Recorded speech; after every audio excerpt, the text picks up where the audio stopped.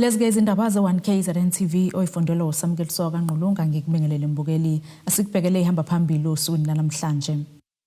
Owezokuthutha uthi izingozi zidlanga ngesembhiyozo uyaqhubeka ukuchitha bokufika esibhedlela kanti isazi sixwayisa ngobungozi bemfucuza. Okhulumela kumnyango wezokuthutha esifundazweni uNdaba ezinhle Sibiye uthi ke izibalo zikhomba ukuthi ke izingozi kakhulukazi ezibandakanya abantu abasha zinyuka kakhulu ngalesikhathi samaholidi nangempela sonto umqhudelwano wamahashi Durban July obanjwa eThekwini. USibiye ubeke kanje ngesikhathi kuqhubeka isivimba mgwaqo Marian Hill Toll Gate eThekwini namuhla. Njengoba idolobha iTheku lizosingatha indumezulu yomqhudelwano wamahashi obaminyaka yonke osukwini lakusasa, abezinhlaka zezokuphepha bami ngomumo ukubhekana nezampula mthetho njengoba ke sebeqalile ukusingatha izivimba mgwaqo ukuqinisekisa ukuphepha emgwaqweni. Ithimba la Road Traffic Inspectorate sebenzisana namaphoyisa kaMasipala namanye amaphoyisa ama-SAPS bahlola imoto ukuthi ingabe o-driver basesimeni sokudriver imoto zi-roadworthy nokuthi awekho nama-outstanding warrants of arrest. Labo abangawakhokhile ama-traffic fines fanele bawakhokhe la. Kubhekwa nama-truck ukuthi asezingeni eli-right yini nokuthi ke konke kuhambe kahle. Ithimba njengoba ulibona nje likhona la selithole abanama-warrants of arrest nabangawakhokhile ama-traffic fines. Ingakho nje uma ubheka lapha ngemuva kukhona i-truck kuyikhona la abakhokha khona.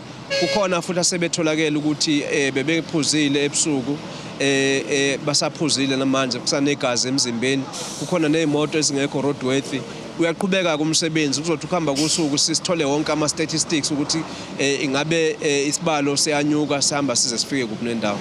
Ngokwalomnyango lesikhathi samaholidi siyakhathaza njengoba ke sisikhulu isibalo sentsha ebaseyingozini zomgwaqo. Lomnyango uthi ke kusukela eminyakeni emihlanu edlule bangaphezulu kwa-700,000 abantu abasha abasuka ke eminyakeni ewu-15 kuya ku-35 asebefake izicelo zemali yokulimala emgwaqweni, kanti ke ngonyaka u-2020 kuya ku-2022 abesikhwama esibonelela abalimele ezingozini u-Road Accident Fund sesikhokhe ke imali engu-43 billion amarandi ngokulimala kwalabami. Sebenzisana ne-KZN Economic Regulatory Authority njengoba sazi ukuthi Gaming and Betting yahlangana ne-Liquor Board benza i-KZN Economic Regulatory Authority uqinisekisa ukuthi uma ubheka kunama license holders elika angaphezulu ka-8,000 sebenzisana nabo uqinisekisa ukuthi abantu abaphuzi bese bengena emgwaqeni nokuthi abantu abaphuzi bawele emgwaqeni nokuthi ke abantu abaqikelele bangaphuzi bedakiwe mabuza ukuthi ukhathele fanele uqinisekisa ukuthi kukhona ozokwazi ukuthi ashayele imoto wena mangabe ukhathele noma udla imponjwana ungahlali emva kwesteering. Yize abanye babashayeli bebethatha ama-chance okubalekela ukuseshwa, iningi belithobeka yona imithetho futhi bekukhuthaza ukubanjwa kwezivimba mgwaqo. Hayi, ngizizwa ngikhululekile ngoba bathe mabeyi-check about 100% emotweni engihamba ngayo izinto abayi-checkile zonke bayitholile. Kwesinye isikhathi kuyasiza ukuthi kube khona ama-road block ngoba ukuphepha kwabantu kulele khona ekuthenini kubhekwe imoto ehamba emgwaqweni ukuthi zikulungeleni ukuba semgwaqweni.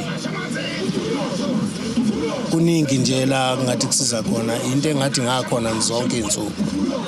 Ezindabeni ze-1KZN TV kubika uNtomkhona Mvubu ngiseThekwini. Ungenele kosuku lesihlanu namuhla umkhankaso okuvimbela bokufika ukuthi bangenele esibhedlela eLington eThekwini batholeke ukwelashwa. Lo mkhankaso uqhutshwa ke benhlangano iMarch and March kanti ke nesifundazwe saseGoli uyasenza. Namhlanje usuku lesihlanu abenhlangano iMarch and March bengenele umkhankaso wokukhuculula la ngaphandle kwasesibhedlela eLington bevimbela bokufika bengenazi imvumo kuba bangene ngaphakathi bethola usizo. Sinalo ilungu uPretty ozosichazela ukuswa ngomsunguluko kuze kushaya usuku lesihlanu ukuthi ngabe likhona yena ushintsho abalibonayo. Pretty, siyabonga sikubingelela endabeni zethu ze-1KZN TV. Nilokhu nikanise la ngaphandle kwasesibhedlela eLington nivimbela abokufika bangenazi imvumo ukuthi bathole usizo. Ukuswa ngomsunguluko kuze kushaya usuku lesihlanu ngabe niyawubona yena umehluko? Yebo siyawubona kakhulu ngizoqala nje ngibingelele ngibonge ukuthi nifike no umehluko siyawubona omkhulu njengamanje mawungangena ngaphakathi ekliniki uyothatha ama-video uzobona umehluko omkhulu abekho laba bantu and ku-clean emakliniki abantu abasahlali lama hour kade bewahlala because ekuqaleni abantu bebefika bevuka ngo-4 ekseni beza emakliniki uthola ukuthi umuntu uzozaphumela ngabo past 3 to 4 even nase-pharmacy sekuvalwa abanye babo bebephuma e-pharmacy sekuvaliwe kuthiwa akabuye ngakusasa ezolanda i-treatment so right now akusenzeki lokho umuntu useyangena nje aqonde la aya khona afike athole usizo ngendlela efanele and then aphuma ahambe aye ekhaya. Iningi labantu bayalincoma ngalomsebenzi enwenzayo abanye bahlukene phakathi ngokuthi babone ngathi mhlawumbe niphula amalungelo abantu ukuthi bathole usizo lwezempilo nokucheck ukuthi mangabe nicheck ama-ID niba nesiqiniseko esingakanani ngoba abanye bakholwa ukuthi kumele nisebenzisane nomnyango wezasekhaya. Yebo kunjalo bayakwenza lokho and then njenganamhlanje silindile abaka Home Affairs bakhona bayeza so siyakwazi ukuwa verifya ngokwe training esiyitholile siyakwazi ukubona ukuthi le ID eyomuntu wase South Africa uyi South African udiyadinga ukuthi athole ama resources akhe ngaphakathi esibhedlela and then siyakwazi futhi ukubona umehluko we ID ekungayona eyase South Africa njengamanje like izolo sithole abaningi abanama ID ase South Africa abanye babo bawenze ngoJune 2025 of which asimazanga ukuthi uyithathe phile ya ID because asevaliwe okuyiwona ama-ID lawa ama-green so sesithola lawa ama-smart card but yena une-ID ayenze this year ngoJune 25 so how come ukuthi bengaba nalawo ma-ID labo bantu and then lawo ma-ID abo abanye ahlukile akuwona lawa afana nawethu ebesinawo before awabo asho enye into ongayona eyase South Africa so siyakwazi ukuba verifya sibabone ukuthi no those people are not the South Africans then siyabajikisa sibaphindisele emuva banayo imvumo ngokwe constitution yabo ngesikhathi bengena eSouth Africa bakuthola ukuthi fanele bayothola usizo ema private hospital fanele bayothola usizo kodokotela. Siyabonga kakhulu sisi. Pretty Mia oyilungu le-March and March bayoqhubeka khona la esibhedlela i-Eddington ukukhuculula noma ukususa abantu bokufika ekutheni bakwazi ukuthola usizo ngoba bethi akumele bezolithola kumele lithola abantu baseNingizimu Afrika kuphela ikakhulukazi bavimbela labo abathi abanazo izincwadi ezibagunyaza ukuthi babe kuleli ngokusemthethweni. Kude boHosbisi wezindaba ze1 KZN TV ku channel 261 ngise-Eddington eThekwini. Oyisazi sezemvelo nokuguquguquka kwesimo sezulu University of Zululand uDokotela Nkosinathi Xulu uthi ke imfucuza kaDoti esisaphake yagcwala kuwo wonke amadolobha ngaphansi kwamasipala uMhlathuze ingaba yingozi kwimvelo futhi ke ingabangela izifo ezahlukene kubantu lokhu kulandeleka isiteleka sabasebenzi baseMhlathuze osekudaleke ukuphazamiseka ekuqoqweni kaDoti emadolobheni nasezindaweni ezengamelwe yilo masipala. Sekupheleka inyanga imigqomo kaDoti ingalandwa umasipala uMhlathuze nesokolele ekutheni imfucuza kaDoti isaphazeke phansi ngenxa yokugcwala ngeqile emgqonyeni emakhaya kanye nasemadolobheni. Ongoti wezemvelo nokuguquguquka kwesimo sezulu ongoye University of Zululand uDokotela uNathi Xulu uthi imfucuza kaDoti ingaba ingozi kwimvelo iphinde ibangele izifo ezahlukene kubantu. Endaweni la khona imfucuza uthola ukuthi kungaba nezifo ezifana nama waterborne diseases la uthola ukuthi abantu bathola cholera uthola ukuthi abantu bayagula ngenxa yalokho ku-attracteke no mosquito laba aba waterborne abama vector abakwazi ukuthumela ukungcola from endaweni to imizimba yabantu.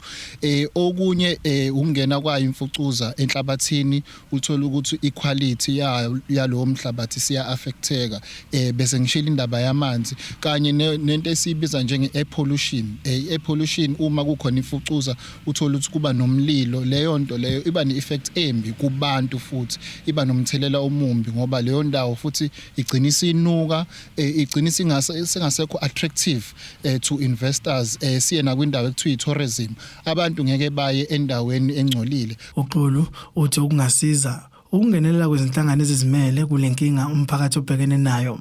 Indawo eningi ezitholakala empangeni indawo zabantu abangadle ezambeni likaMpondo abantu abasebenza from hand to mouth abanganayo imali ngeningi mhlawumbe ngendlela esingafuna ngayo eSouth Africa so kuyanxuswa ke ukuthi ama civil organization ama NGO uma kunendlela angaxhasa ngayo angaxhasa njengokuthi ikhona idump evulekile uyakwazi ukufika neproof of address eshoyo ukuthi umhlali wasempangeni kodwa angikhulumeli bona ngiye ngakwenza nami la engihlala khona ukuthi ufika neproof of address bakuvumele ufike uyilahle imfucuza yakho endaweni eright. Njengoba kudoti ungalandwa uphinde uqoqo umasipala uMhlathuze kungenxa yokwehluleka lo masipala ukuhlangabezana nezimfuno zabasebenzi zemholo osekholele ekutheni kuphazamiseka ukuhanjiswa kwezidingo emphakathini yahlukene okubala naleyo sezindaweni zasemakhaya ephakala amanzi ngezimoto zamanzi esiphuza amanzi omfula. Kunama steps ekumele siwathathe uma sisebenzisa amanzi aphuma emfuleni ngoba siyazi ukuthi amanzi kanjalo isikhathi esiningi asuke bewasherisha nemvelo basherisha nendlelo ne livestock abanayo kufana neinkomo. So uma uthatha amanzi especially if unganayo ishow ukuthi angcolile noma wangcolile yenza sure ukuthi uma unganawo ugesi uyabasa phandle uwafudumeza uwabhoyile lokho kwenza ukuthi amagcikwane aphakathi ashe afe. Okunye ke mhlambe baze bafake nojik benzela ukuthi amagcikwane aphele azaphele nya. So ngenxa sisanalama challenges esibhekane nawo bayanxusa abantu ukuthi bangene ko Department of Health babone ama procedure ekumele bewalandele mabephuza amanzi afana namanzi aphuma emfuleni. Asithishelele etolo sebesiqhubeke nazo indaba zethu.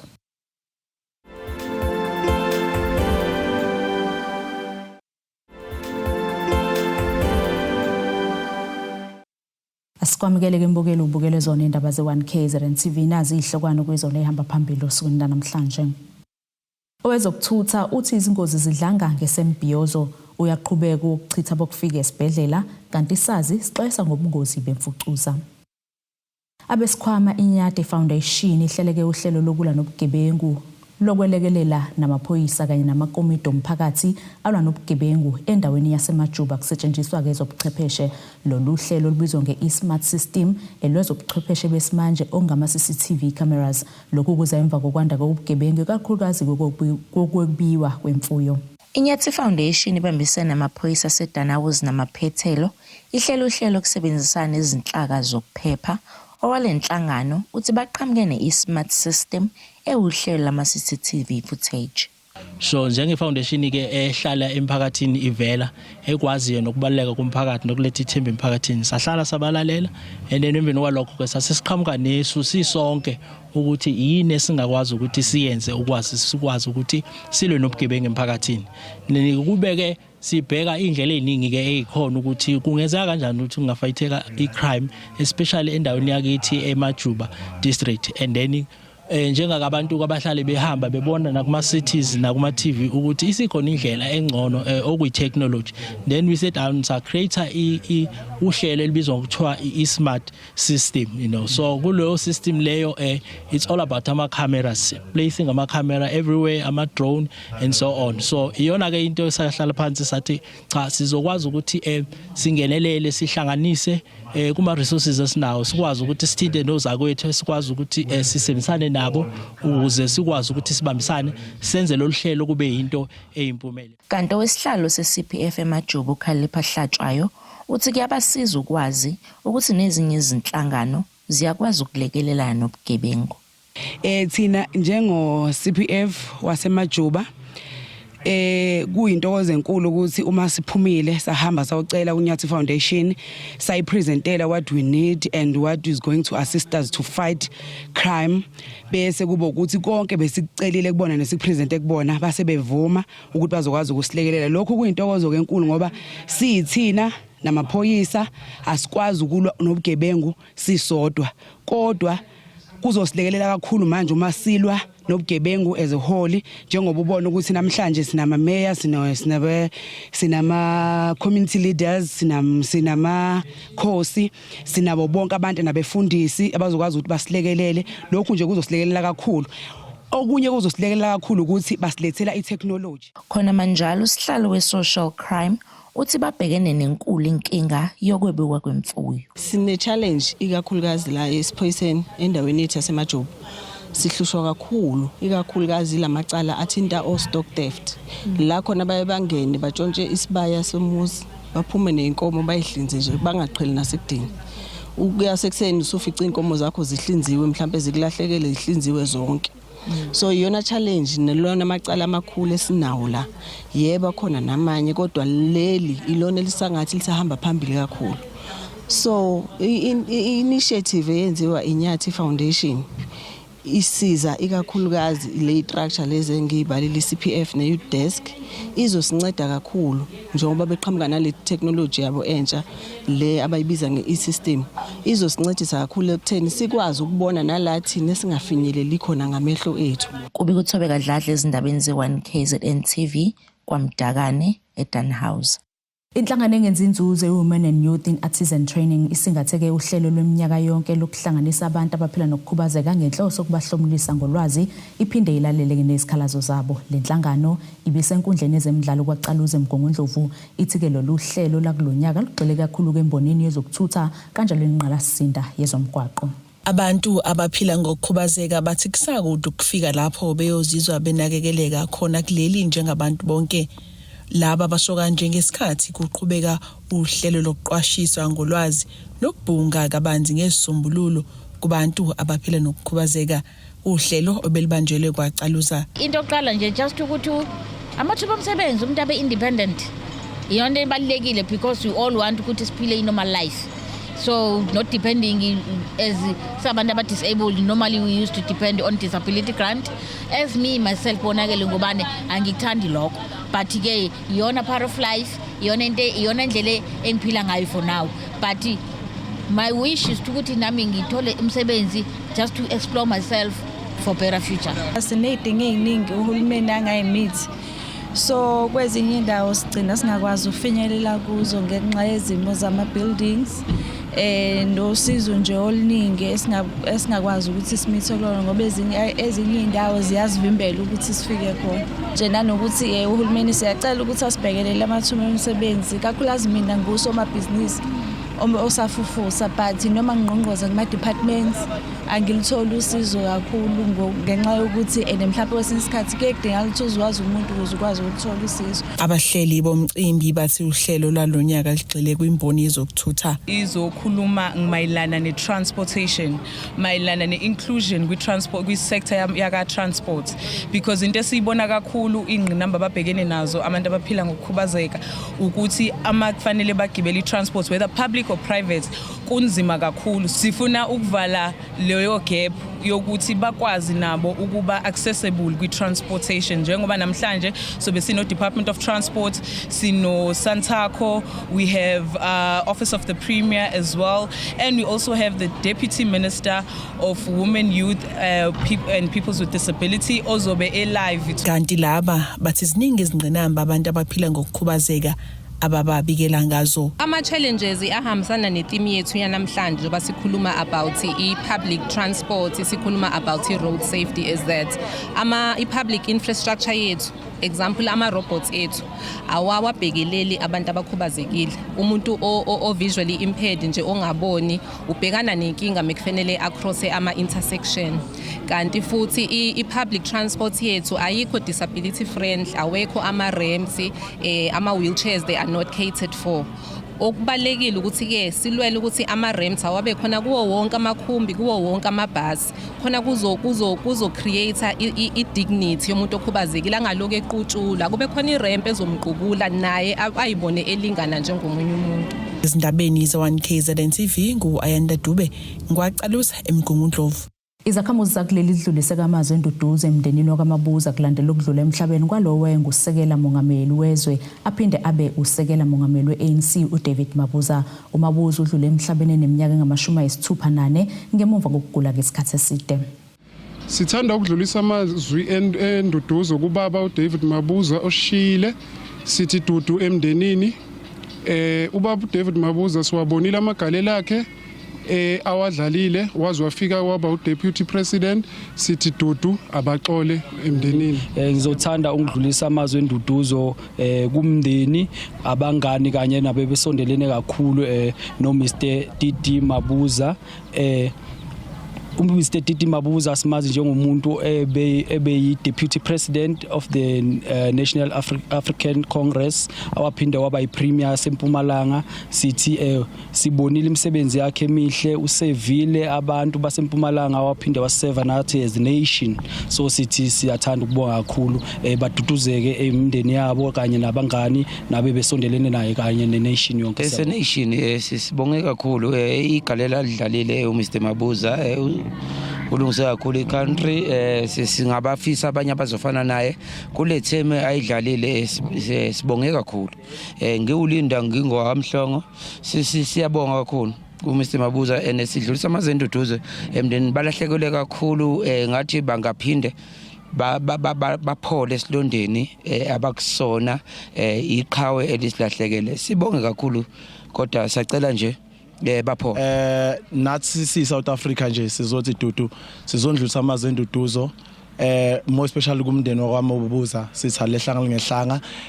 Sibonile ubuqhawe bakhe nobuholi bakhe ebekade esenzela bona as South Africa, more especially nasesizweni saseMpumalanga as a former president ye-ANC as well as a former president ye National Congress. So sizothi nje kwangathi nabanye abaholi njengamanje abakhona naba asebenza abamsene nabo bangaqhubeka baphole futhi bakwazi ukuqhubeka kumagalelo amahle ebekade wenza, bazame nabo futhi ukuthi bengathi bangahamba einyatheleni ebekade hamba kuzona. Okunye nokunye sisizwe sakithi nje silahlekelwe kakhulu umholo njengaye, sithi njalo ehlanga ngehlanga siyabonga kakhulu. Bengathanda ukudlulisa amazwi enduduzo kumndeni wakaMabuza bese sezizwile ngokulahlekelwa omunye bedlala iqhaza elikhulu ezweni lakithi iNingizimu Afrika, David Mabuza. Uyidlalile indima yakhe, ukulahlekelwa kwakhe uyena kusithintile njengezakhamuzi zaseSouth Africa nakwi-ANC ke udlalile iqhaza. Siyabonga kwenzile futhi inhliziyo zibhlungu engathi nomndeni wakhe ungaduduzeka. Siyabonga. Siphinde futhi iseyitolo sobe siqhubeke nazo indaba zethu.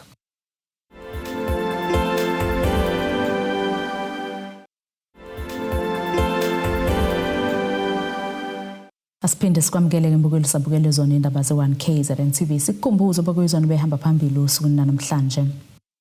Owezokuthutha uthi izingozi zidlanga ngesembhiyozo uyaqhubeka ukuchitha bokufika esibhedlela kanti isazi sixwesa ngobungozi bemfucuza. Ake sibheke ngosini yezomnotho. Irandi lakuleli market ezivalekele u17.51 emaqhathiso nedola semelika libo 23.94 emaqhathiso nopondo libo 263 emaqhathiso neeuro. Igolide lona lu $3,344.3 ounce olengahluziwe wona u$68.11 umphongolo. Ake sibheke ngosini yezemidlalo.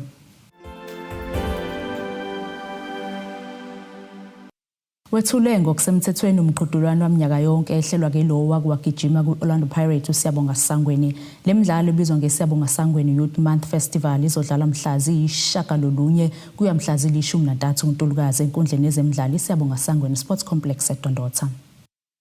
Wethule ngokusemthethweni umqhudelwano waminyaka yonke iSiyabonga Sangweni Youth Month Festival.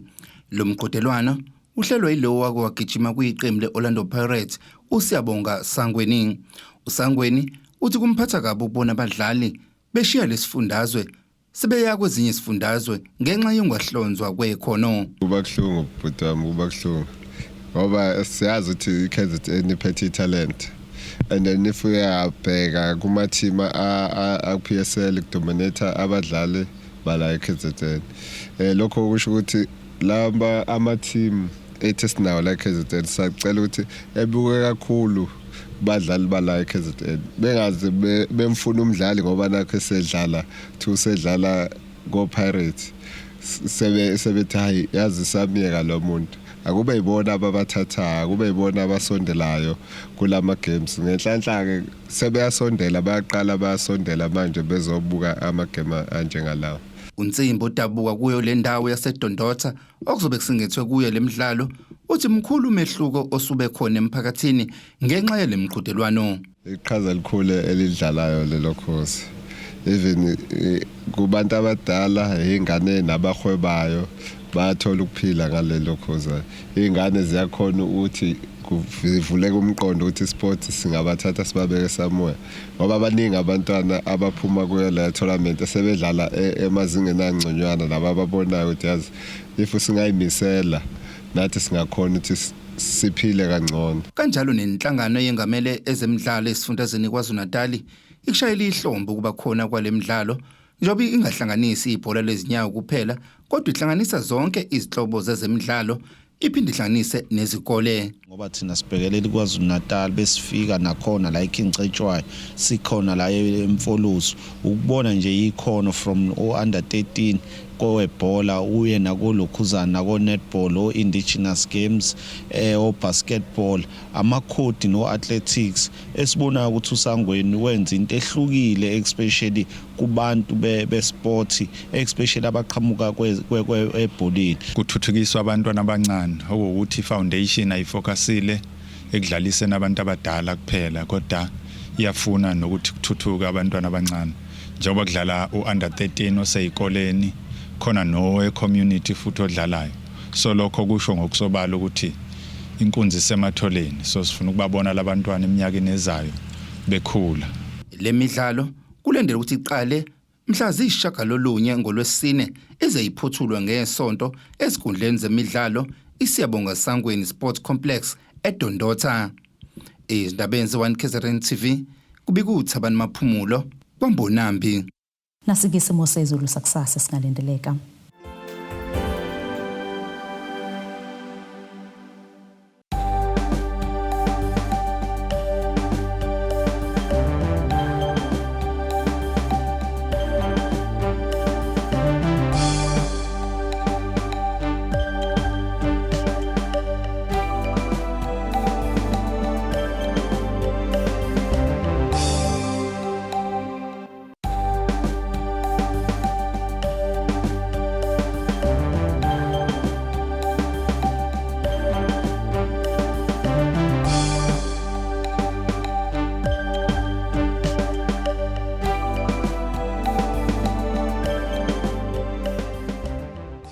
Bukelikezi yaguqa besikuphathele zona usuku namhlanje mina nami sohlangana kusasa futhi ngasesikhathi esifanayo nisale kahle. Abethuli bethu bezindaba baxhaswe iThulis Bayview Bridal ungabashayela kulezi zinombolo ezivelile